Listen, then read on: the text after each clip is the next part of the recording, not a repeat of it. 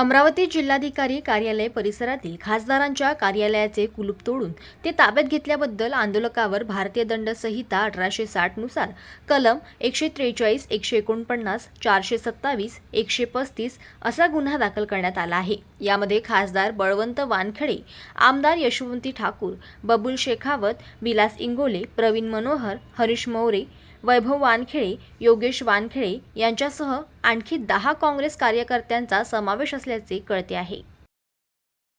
काय गुन्हे दाखल करणार आहे? ऑफिस ताब्यात घेण्यासाठी काय गुन्हे दाखल करणार आहे? बोला कशासाठी? अरे वा रे वा.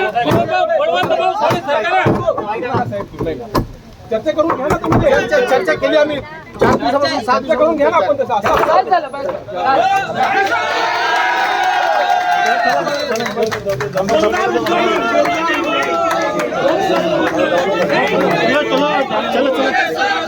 थांबून द्या थोडं, थांबून द्या।